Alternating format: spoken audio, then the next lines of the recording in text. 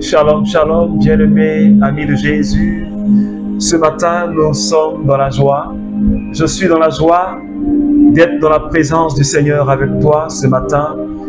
Nous sommes rassemblés au nom du Père et du Fils et du Saint-Esprit. Amen. Alors, bien-aimés, ce matin, comme la Bible dit, un seul jour dans les pavis du Seigneur vaut mieux que 1000 jours passés ailleurs. Et je voudrais ce matin que tu puisses te connecter à la présence du Seigneur et que nous puissions rentrer également. Nous puissions rentrer véritablement dans ces pavis. Alors je demande à quelqu'un de dire merci au Seigneur avec moi. La nuit a été longue et ce matin nous sommes réveillés. Peu importe ce que nous avions vécu durant la nuit, peu importe les combats que nous avons menés durant la nuit, peu importe l'état de ton cœur ce matin, que tu sois en joie ou que tu sois triste, que tu sois angoissé ou que tu sois désespéré, je voudrais que tu puisses dire merci à Jésus.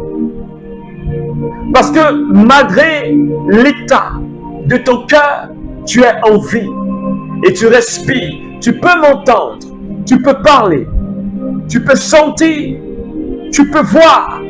Alors j'aimerais que tu puisses, à cause de ce bien que Jésus t'a fait, à cause de ce bien que Jésus m'a fait, je voudrais que de là où tu es, tu élèves la voix et que tu commences à dire merci à Jésus. Papa, je veux ce matin te dire merci. Merci parce que tu as béni la nuit que j'ai passée. Et tu l'as dit en toutes circonstances. Je dois te dire merci. Et ce matin, je bénis ton nom parce que tu me donnes la force de prier. Parce que tu me donnes la force d'être avec mes frères, d'être avec mes soeurs, d'être en communion avec mes frères et sœurs du renouveau charismatique et avec toutes les personnes qui prient avec moi et qui me suivent chaque matin. Je te dis infiniment merci pour ce merveilleux jour que tu m'accordes. Parce que je sais que chaque jour tu renouvelles ta bonté sur ma vie et sur la vie de chacun de nous. Et je sais que ce matin et cette journée particulièrement, quelque chose de puissant, quelque chose de merveilleux me sera accordé. Quelque chose de bien me sera accordé. Quelque chose venant de toi, une bénédiction venant de toi me sera accordée. C'est pourquoi je te dis déjà merci, papa. Merci parce que je l'ai déjà. Merci parce que je la saisis déjà. Et mon cœur est dans la joie. Est-ce que quelqu'un peut dire merci au Seigneur? Déjà pour les bénédictions que papa va lui accorder cette journée. Je voudrais ce matin que tu dises merci. Et que tu saisisses déjà ces grâces-là dans la foi. Et que tu rendes grâce au Seigneur. Oh Jésus, je te remercie infiniment ce matin. Pour ces grâces que je saisis en ce matin. Pour ces bénédictions que je saisis en ce matin. Merci papa. Parce que tu ne m'as pas laissé orphelin. Et tu ne me laisses jamais. Tu ne laisses jamais tes enfants. Tu ne laisses jamais tes héritiers. Parce qu'ils ont de la valeur à tes yeux. Parce qu'ils ont du prix à tes yeux.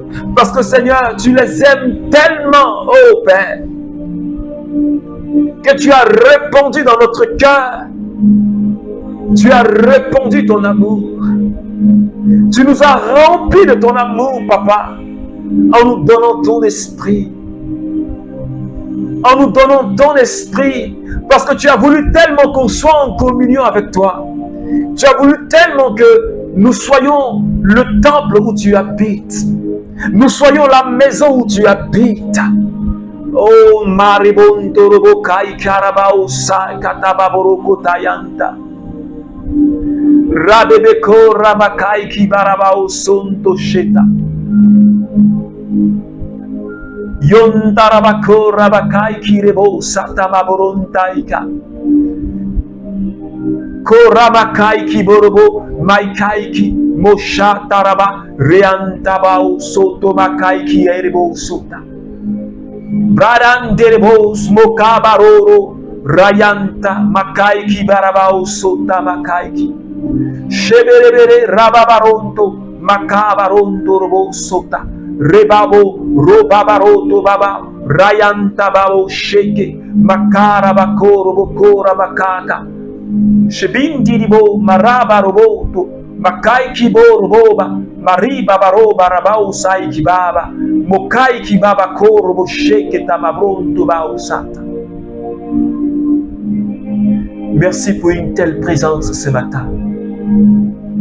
Mon âme est baignée dans ta présence et je voudrais te dire merci pour le bien que tu me fais et pour le bien que tu es en train de faire à quelqu'un ce matin, Seigneur.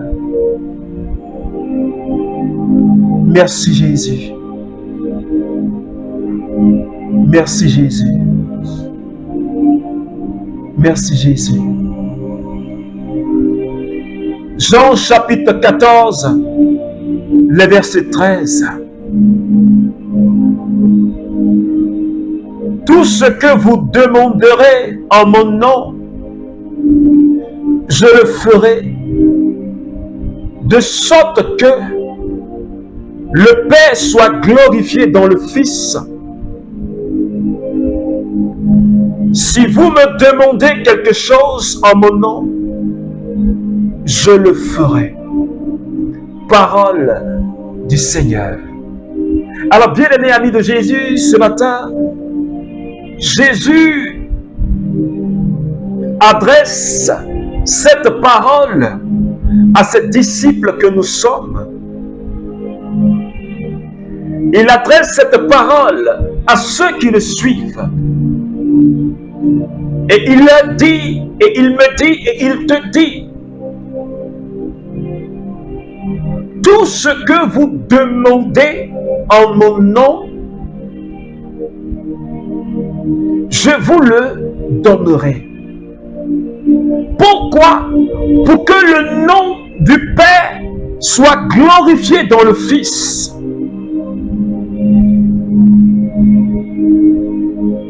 Est-ce que quelqu'un comprend cette parole de Jésus lui-même? Ce n'est pas moi qui donne cette parole, mais c'est la personne même de Dieu, la personne même de Jésus qui dit, si Yapi, tu demandes quelque chose en mon nom, je le ferai.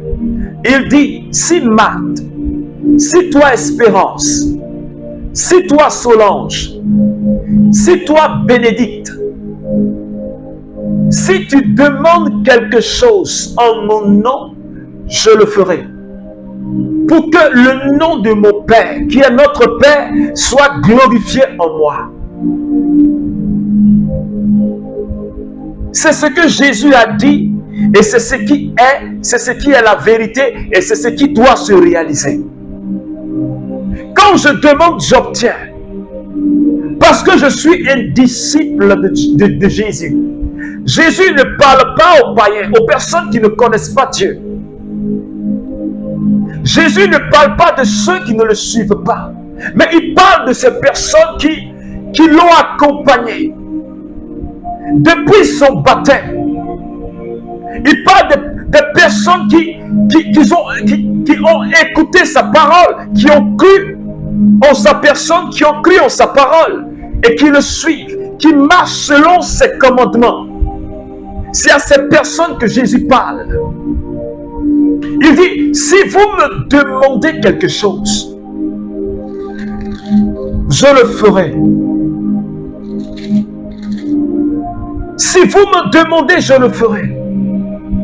Parce que Jésus annonçait à ses disciples que bientôt, il allait monter vers le Père.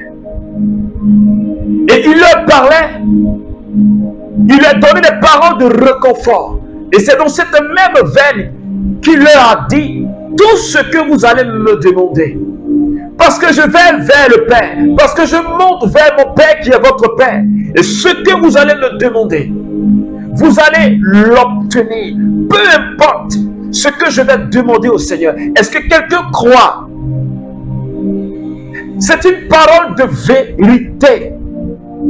Si nous demandons quelque chose au Seigneur, nous l'obtenons pour que le nom de notre Papa soit glorifié en Jésus. Mais pourquoi la majeure partie du temps, Quand je demande,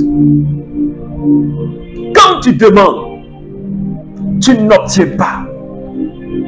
Pourquoi est-ce que la majeure partie du temps, nous qui sommes appelés les disciples de Jésus, les fidèles de Jésus, nous ne faisons pas l'expérience du demander et du recevoir? Pourquoi? Et nous allons savoir les raisons. En Jacques chapitre 4, à partir du verset 1. Et Jacques dit, il dit, d'où viennent les conflits? D'où viennent les combats qui sont parmi vous? N'est-ce pas de vos plaisirs qui guerroient dans vos membres? Vous convoitez et ne possédez pas. Vous êtes meurtriers, jaloux et ne pouvez réussir. Vous combattez et bataillez. Vous ne possédez pas parce que vous n'êtes pas demandeurs. Vous demandez et ne recevez pas parce que vos demandes ne visent rien de mieux que de dépenser pour vos plaisirs. Voici les raisons pour lesquelles, lorsque je demande, Jacques n'était pas en train de parler à des païens. Il parlait à des personnes qui avaient déjà entendu la bonne nouvelle, à des personnes qui étaient déjà converties au christianisme. C'est à ces personnes-là que Jacques était en train de parler. Il dit, mais parmi vous, d'où viennent vos guerres? D'où viennent vos conflits? Vous vivez dans la convoitise. Convoiter, c'est un péché. Et quand on prend Exode chapitre 20, la Bible nous dit que tu ne convoiteras pas ni la femme de ton prochain, ni ses biens, ni ce qui lui appartient. La convoitise est un péché. Et parce que ces personnes, ces chrétiens-là, ces disciples-là, ils étaient déjà dans la convoitise. C'est à cause de cela qu'ils ne peuvent pas recevoir ce qu'ils demandent à Jésus. Ils ne demandent pas pour que le nom de Dieu soit glorifié en Jésus, mais ils demandent pour satisfaire leur convoitise. Qu'est-ce que cela veut dire? Quand je vois que mon frère a quelque chose que je n'ai pas, je veux prendre cette chose qui appartient à mon frère.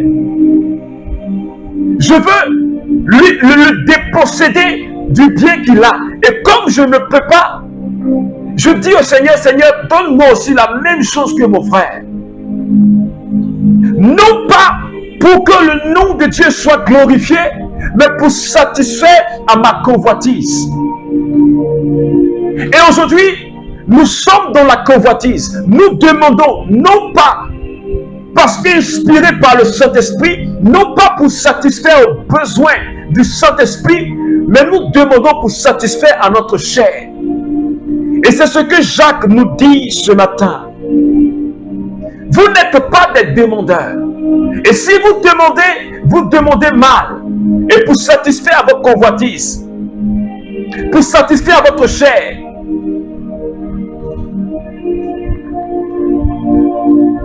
C'est pourquoi ce matin le Seigneur me parle et le Seigneur te parle. J'aimerais que tu t'examines, que je m'examine, que nous regardons notre vie. Quand nous demandons, est-ce que notre cœur, notre intention est pure quand nous demandons? Est-ce que l'intention qui est derrière ta demande, elle est pure? Parce que Jésus a dit, et cette parole, c'est une promesse. Et cette promesse, quand Jésus donne une promesse, cette promesse, elle s'accomplit. C'est pourquoi la Bible dit en Isaïe 55, la parole de Dieu, lorsqu'elle est annoncée, elle ne retourne pas sans avoir accompli ce pourquoi elle a été libérée. Et cette promesse de Jésus, elle a été libérée sur la vie de chaque enfant de Dieu. Demandez et je vous donnerai pour que le nom du Père soit glorifié dans le Fils. Tout ce que vous me demandez, absolument tout, il n'y a pas d'exception. Tout ce que vous demandez, je le ferai. C'est une promesse. Et elle est sur ma vie, elle est sur ta vie. C'est pourquoi ce matin, je nous demande d'examiner nos intentions lorsque nous demandons quelque chose à Dieu. Est-ce que ce que tu es en train de demander à Dieu, ce n'est pas parce que ta soeur a ça que tu as vu que tu veux la même chose? Ce n'est pas parce que ton frère a ça que tu as vu que tu veux la même chose? Ou est-ce que c'est pour satisfaire aux besoins du Saint-Esprit? Ou est-ce que c'est pour glorifier Jésus? Pourquoi est-ce que tu demandes? Quelle est la raison pour laquelle tu demandes? Est-ce que ton intention est pure? Parce que la Bible dit dans le livre de Proverbes que lorsque nous vivons dans le péché, lorsque tes deux pieds sont dans le péché et que tu demandes au Seigneur une grâce, ta prière devient comme une abomination devant sa face. Ta prière est une prière de mauvaise odeur. Et la Bible dit que Yahvé détourne son regard de telles prières. Il a dit à son peuple, vous priez et vous dites que je ne vous entends pas, mais vos mains sont sales. Allez-y, purifiez-vous et venez pour qu'on discute. Est-ce que quelqu'un me suit ce matin? Parce que nous sommes dans les batailles. Nous sommes dans la jalousie, comme Jacques le dit. Nous sommes des meurtriers. Parce que la Bible dit que celui qui a de la haine contre son frère est un meurtrier. Nous convoitons ce qui appartient à nos frères. Et nous sommes dans ce péché. Nous voulons posséder ce qui appartient aux autres. Nous nous faisons la guerre entre nous chrétiens. Et donc nos prières ne peuvent pas monter. Nos demandes ne peuvent pas être exaucées. C'est pourquoi ce matin, bien-aimés, nous allons demander au Seigneur de nous aider véritablement à marcher comme il veut, à enlever de notre cœur tout ce qui est convoitise.